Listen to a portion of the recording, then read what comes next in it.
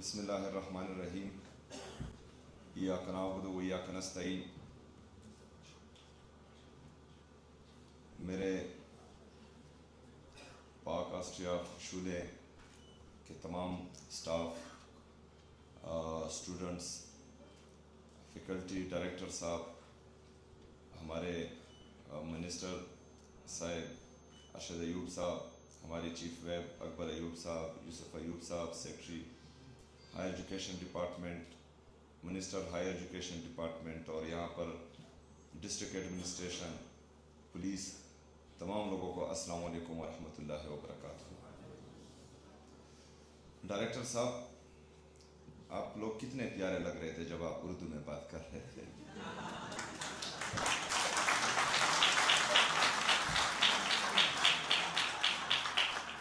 اچھا، اس میں میرے اس بات کا مقصد ہرگز یہی نہیں ہے کہ میں کوئی تنگ نظری کر رہا ہوں، لیکن یہ اردو میں پریزنٹیشن دینا، تقریر دینا، ایک تو اردو ہماری قومی زبان ہے اور اس پر ہمیں فخر ہونا چاہیے.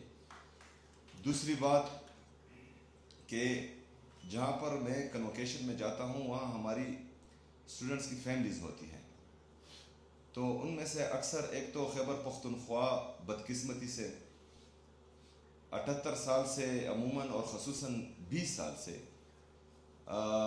دہشت زدہ بھی ہے، یہاں پر دہشت گردی بھی ہے، یہاں پر باقی معاملات بھی خراب چل رہے ہوتے ہیں. تو ہمارے جو بڑے ہیں، جو ہمارے بزرگ ہیں، وہ اکثر جو ہے انگلش کو نہیں سمجھتے. تو جب کنوکیشن میں اہم باتیں ہوتی ہیں اور وہ انگلش میں ہوتی ہیں تو ہمارے وہ بزرگ، ہمارے وہ بڑے سمجھ نہیں پاتے. دوسرا، ہمارا جو گورنمنٹ سکولز، کالجز، یونیورسٹیز ہیں، ان میں اکثر ہمارے اسٹوڈنٹس کی انگلش اچھی نہیں ہوتی. تو یہ بالکل سٹینڈرڈ ہے ہی نہیں کہ مطلب جس کی انگلش اچھی ہو وہ قابل بھی ہوگا اور وہ کامیاب بھی ہوگا. انگلش سے یا کسی دوسری زبان سے کوئی بھی انسان جو ہے وہ کامیاب یا ناکامیاب نہیں ہوتا، یا قابل آپ اس کو نہیں کہہ سکتے. اس کے جو سکلز ہوتے ہیں، اس کی جو ایبیلٹیز ہوتی ہیں، اور عمران خان صاحب کہتے ہیں کہ جس کا جتنا بڑا خواب ہوتا ہے وہ اتنا جو ہے بڑا انسان بنتا ہے، قابل انسان بنتا ہے. تو یہ بات. دوسری بات، میں نے بہت تعریف سنی تھی اس انسٹیٹیوٹ کی، اور آج پہلی دفعہ میں یہاں آ رہا ہوں، اور یہاں آ کر مجھے خوشی اس بات پر ہے کہ یہ میرے لیڈر، میرے قائد جناب عمران خان صاحب کا ویژن تھا، اور مجھے خوشی ہوئی ہے کہ یہ بہترین انداز میں چل رہا ہے، اور جس طرح میرے لیڈر کا ویژن تھا الحمدللہ اس کے مطابق چل رہا ہے. ہمیشہ جو بھی ادارہ ہوتا ہے اس کا لیڈر اچھا ہوتا ہے تو ادارہ اچھا چلتا ہے. یہ اگر فرض کریں 5 سالوں میں اس حد تک پہنچا ہے، اور اس کے بعد ابھی جو ہیں ڈائریکٹر صاحب نے کہا کہ ہم سسٹینیبل ہو چکے ہیں تقریباً. تو اگر فرض کرے اس وقت یہ اس پوزیشن پر ہے اور اس کا لیڈر تبدیل کر دیا جائے، یا کوئی ایسا لیڈر اس کے لیے آئے جو اس کے قابل نہیں ہو، یا جو ہے فارم 47 کے ذریعے کوئی یہاں پر آئے،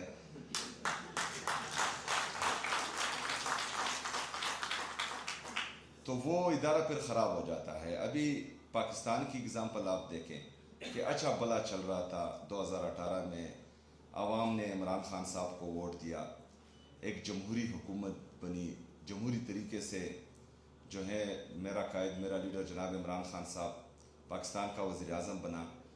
پھر لندن پلان کے تحت بند کمروں میں فیصلہ کیا گیا کہ نہیں، اس کو چینج ہونا چاہیے. حالانکہ جب عمران خان صاحب کو ریجیم چینج آپریشن کے ذریعے اس کرسی سے اتارا جا رہا تھا تو ہماری پاکستان کی جی ڈی پی گروتھ وہ 6.1% تھی.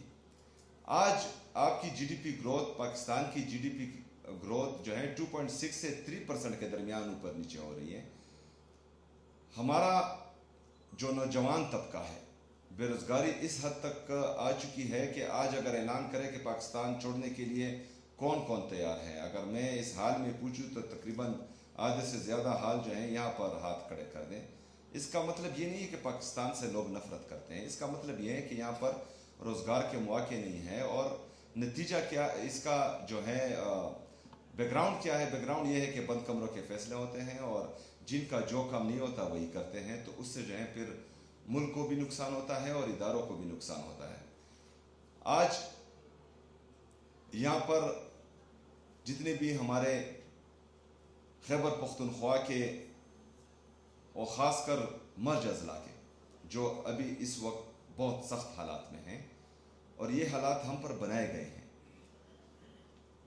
बदकिस्मती से मैं ये बात हर जगह करता हूँ, और ये नौजवानों, मेरी बहनों और भाइयों को पता होना चाहिए, ये आपके जहन में होना चाहिए कि एक माइंड सेट है पाकिस्तान में जो नहीं चाहता कि पख्तून तरक्की करे, जो नहीं चाहता कि पख्तून लिखे पढ़े, क्योंकि उस माइंड सेट ने हमारे निसाब में, तालीम के निसाब में हमेशा हमें बे से बंदूक ही सिखाया है, हमें काफ से कलम किसी ने नहीं सिखाया।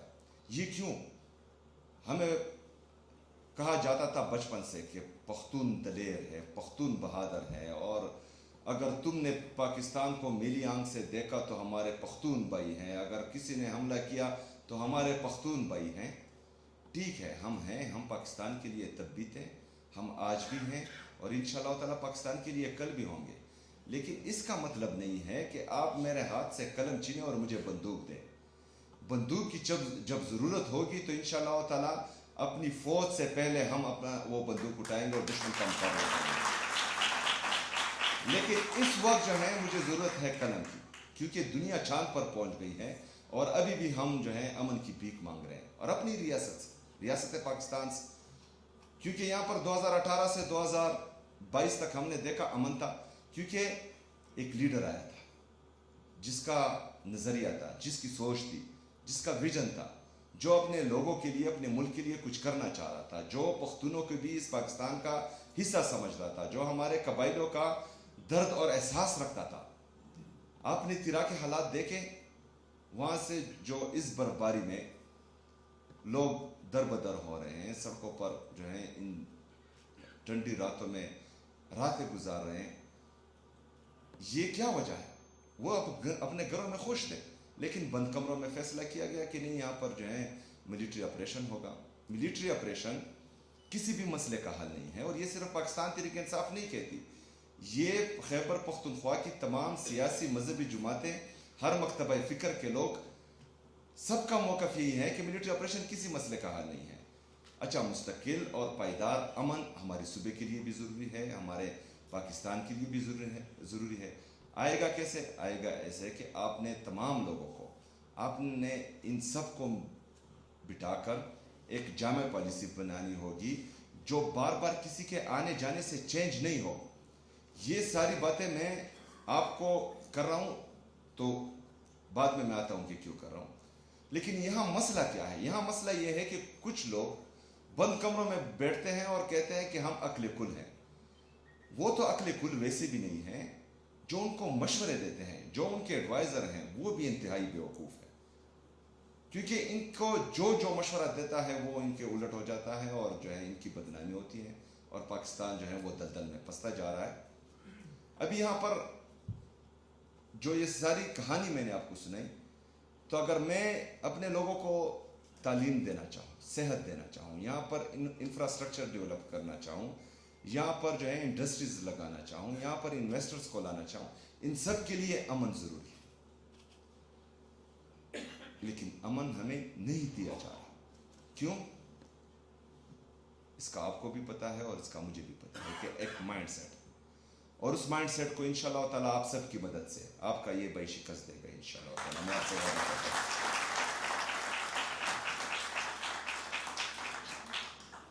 डायरेक्टर साहब, तमाम जितनी भी हमारी पाक ऑस्ट्रिया की फैकल्टीज़ हैं, उनको मैं दाद भी देता हूँ, खिराज तहसीन भी पेश करता हूँ। इंशाअल्लाह ताला इससे पहले जिस तरह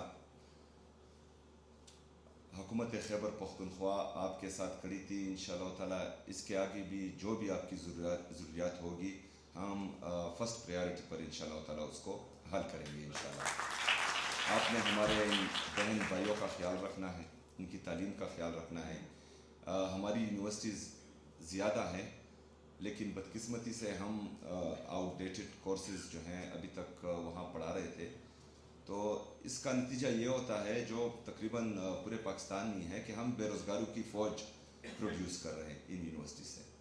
लेकिन अल्हम्दुलिल्लाह जिस तरह आपने यहाँ पर कहा कि जो इंडस्ट्रीज़ हैं वो हमारे स्टूडेंट्स को ढूंढ रही हैं कि कहीं से निकालें, तो इंशाल्लाह मेरा भी यही विज़न है। दो यूनिवर्सिटीज़, एक हमारे ट्राइबल डिस्ट्रिक्ट्स के लिए, हमारे जो मर्ज अज़ला हैं उनके लिए इसी टाइप की यूनिवर्सिटी इंशाल्लाह ताला जो ऑलरेडी मैं ऐलान कर चुका हूँ बनाऊँगा इंशाल्लाह। और एक जो है पेशावर में state of the art university, ये मैं बनाऊँगा। और बाकी जो हमारी मौजूदा यूनिवर्सिटीज़ हैं इस पर हमारा फोकस है और इंशाल्लाह ताला इन तमाम यूनिवर्सिटीज़ को हम उठाएँगे और यहाँ पर जो है मार्केट ओरिएंटेड सब्जेक्ट्स इंट्रोड्यूस कराएँगे ताकि हमारे नौजवान जिस तरह हमारे स्टूडेंट्स फारिग हों यूनिवर्सिटी से तो वो जॉब ढूंढने ना निकले बल्कि जॉब उनको ढूंढने निकले इंशाल्लाह ताला। इस हद तक हम इनको लाएंगे इंशाल्लाह। बहुत शुक्रिया, बहुत मेहरबानी।